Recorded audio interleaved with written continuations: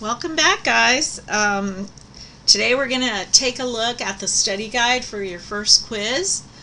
And just know it's a combination of what we did in 0.1 and 0.2 review. Again, all of this is still Algebra 1, so let's go ahead and get started. For number 1, we are asked to find g of -4, where this g of x, our function, is -2x minus 2. So we're going to plug in a -4 wherever there is an x. So that's g of -4 equals -2 times -4 minus 2. -2 times -4, that's going to give me +8 minus 2, and that is just 6. So really simple stuff. Just trying to jog your memories and get you back to thinking about math. Okay? Now this one could be a little confusing for some people, but you do it exactly the same way. The x is going to be -8, so we just got to be careful with what we're doing because of the squaring and all of that.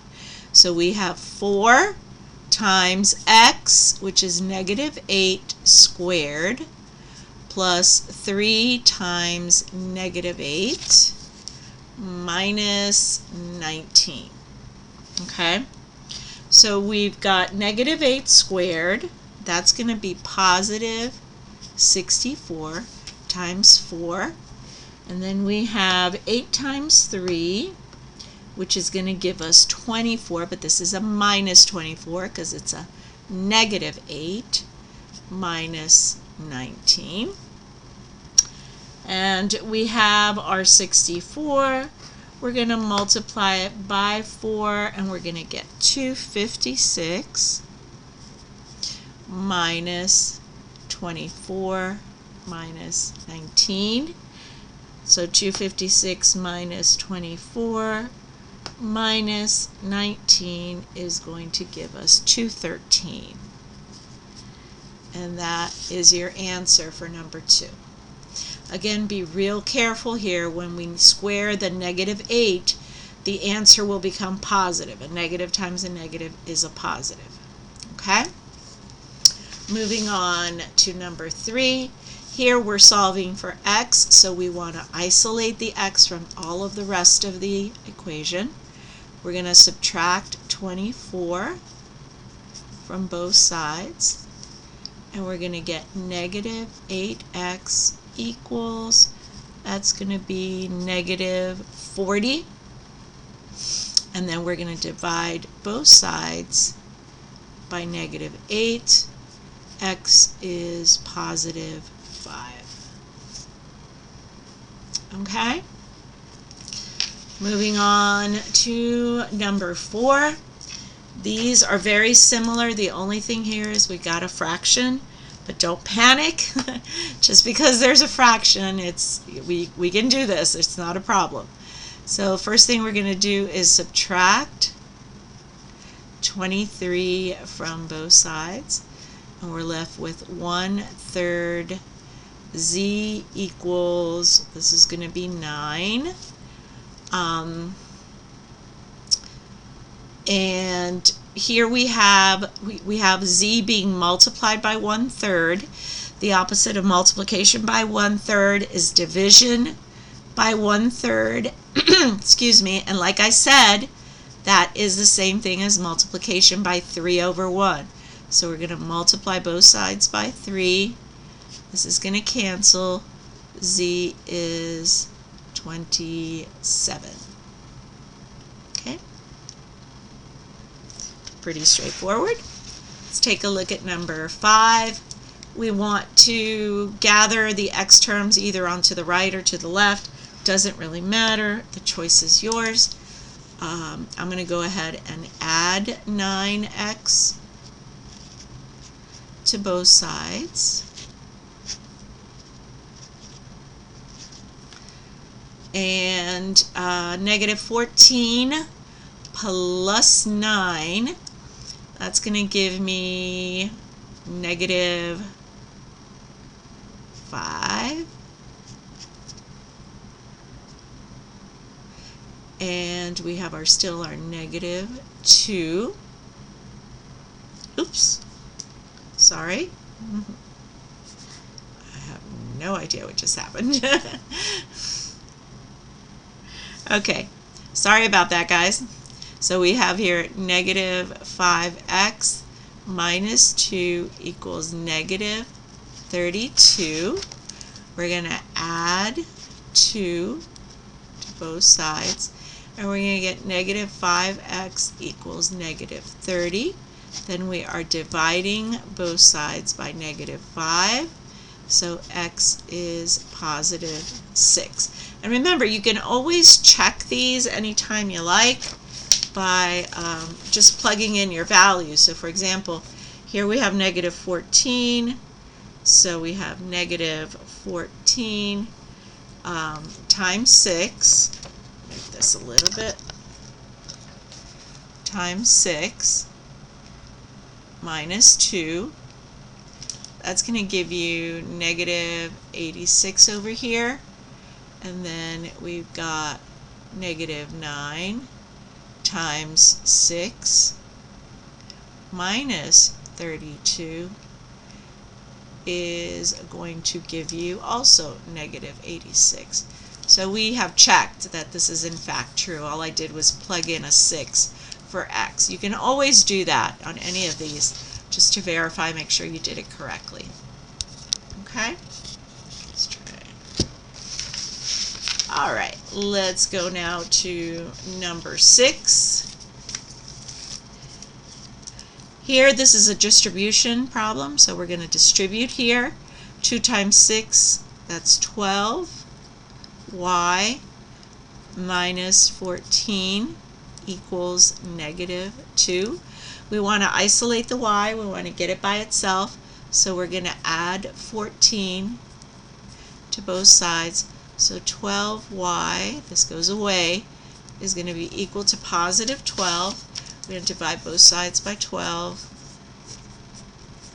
So my y equals 1. Okay? Again, the study guide has the exact type of problem and the exact number of the types of problems that you're going to see on the quiz. The only thing that'll change will be these numbers, but everything else is just the same. Number 7, we have another distributive property here that we can use. That's going to be negative 12x minus 16 minus 2x plus 1 equals negative 1. We want to go ahead and combine like terms, so negative 12x minus 2x, that's negative 14x, negative 16 plus 1, negative 15 equals negative 1. And then we're going to add 15 to both sides. So that goes away. Negative 14x equals 14. Divide both sides by negative 14. X is negative 1. Alright, so pretty easy, pretty straightforward. Number 8. Number 8, instead of distributing, I'm going to do it in a different way because I just feel like it might just be a little easier. Notice that these are two factors that are being multiplied together. I want to get rid of the 1/2. And in order to get rid of a 1/2, we multiply by 2. So I'm just going to multiply both sides by 2. And this is going to give me 32 equals, this 1/2 and this 2 cancel. And you're left with 5x plus 10. And then I'm going to subtract 10 from both sides.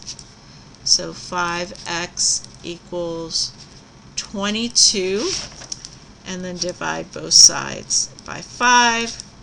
X equals 22 over 5. Again, don't be afraid of fractions. You can always check it. If you put for x 22 over 5, notice you're multiplying it by 5. This cancels that, and this just becomes 22. 22 plus 10, that's 32. 32 times 1/2, or divided by 2, is 16. So we did, in fact, oh, I am sorry about that. I don't know what's going on with my monitors today. So sorry about that, guys.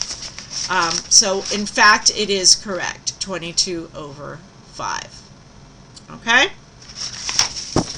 Flipping the page to number 9, thinking maybe it's because I'm not moving the mouse. Not really sure why it's doing that. For number 9, we have these two ratios, right, that we can use cross multiplication on. So we're going to multiply this times this and that times that, and they should be equal. So we're going to multiply 4 times x minus 9 equals 7 times x plus 9. We're going to distribute each one of these. So this is 4x minus 36 equals 7x plus 63. And then we're going to gather like terms. So in this case, I'm going to subtract 4x from both sides. It's going to give me negative 36 equals, this will be 3x plus 63. And now I'm going to subtract 63 from both sides. And this will give me negative 99 equals 3x. And the last step is dividing both sides by 3. X equals negative 33. Okay? Once again, if I asked you to check it, oops, you would just plug in a negative 33 up there. Minus 9 equals negative 42 divided by 7. That's a negative 6 on this side. And if I put a negative 33 on the other side plus 9, that's going to give me negative 24. Again, divided by 4 is going to be also negative 6. Alright? So they are in fact equal. Taking a look at number 10. Here we are solving for x, so we're going to have to do some distributive property here, and then here, and then gather like terms. So we got x equals 3x minus 3, x plus 3x minus 3 equals positive 16x plus 8 minus 5. X plus 3x, that's just 4x minus 3. And over here, 8 minus 5, that's just 3. I'm going to go ahead and take 4x away from both sides. I'm going to subtract that. Be left with negative 3 equals 12x plus 3. And now I'm going to subtract 3 from both sides. And that's 12x equals negative 6. And finally divide both sides by 12. So x is negative 6 over 12. But you do need to reduce that to negative 1/2. Okay? Moving on. What is the slope of the line that passes through these 2 points? So we need to remember what slope is. Remember, m is the variable that we use for slope. Y sub 2 minus y sub 1 over x sub 2 minus x sub 1. We'll let this be x sub 1, y sub 1, x sub 2, y sub 2. So this is going to be y sub 2, which is negative 2, minus y sub 1, which is also negative 2, over x sub 2, which is 7, minus 3. Now notice something goes on here. There are 2 negatives. That becomes a positive. That means my numerator is 0. 0 over 4. Whenever you have that, that is 0. Remember, if the numerator is 0 of your fraction and your denominator is a number, a regular number, you're good. The answer is just 0. But when the numerator, let's say, is 4, if we had this situation, and the denominator is 0, that's when it's undefined. Okay, undefined. But that's not the situation we have here. We have the 0 in the numerator, so 0 divided by 4, that's just plain old 0. All right? And you can tell because if you look at the points, these 2 points are on the same horizontal line here. 1, 2, 3, -1, -2. You have 1 here. 3, 4, 5, 6, 7, and you have the other one here. So you have this horizontal line, and horizontal lines have a slope of 0. So it makes perfect sense. All right, number 12, given the function defined below, find the average rate of change in simplest form. That means if it comes out to a fraction, make sure it's in lowest terms. So we are going from 2 to 5. So this is 1 point, and this is the other point. So we're using 2, 3, and 5, 24. We're going to go ahead and find the slope. So our m is, this is y sub 2, 24, minus 3 over 5 minus 2. 24 minus 3 is 21. And 5 minus 2 is 3. 21 divided by 3 is 7. So your average rate of change is the slope here, which happens to be 7. All right, moving on. Now we have a radical square root of 112. And the first thing you should always do with any of these is check to see if in fact the square root of 112 is a perfect square, which I can tell you it's not, but let's say you didn't know that. You can verify by just plugging it in that, okay, it is not a perfect square, which is pretty obvious. So that means we got to simplify this into perfect square on this side and not so perfect over here. Not perfect. Now before I go ahead and do this, you can always just write your perfect square somewhere. The first 10 are 1 times 1 is 1, 2 times 2, 4, 3 times 3, 9, 4 times 4, 16, 25, 36, 7 times 7, 49, 8 times 8, 64, 9 times 9, 81, 10 times 10, 100. So those are your first 10 perfect squares. So what we're going to do now is we're going to look and see if any of these numbers is a factor of 112. And you want to get the biggest number. Okay? So, oh, and again, the monitor is doing this. I am so sorry again. So,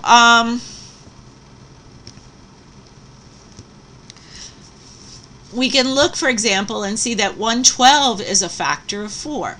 4 is a perfect square. But do we really want 4, or can we get something a little bigger?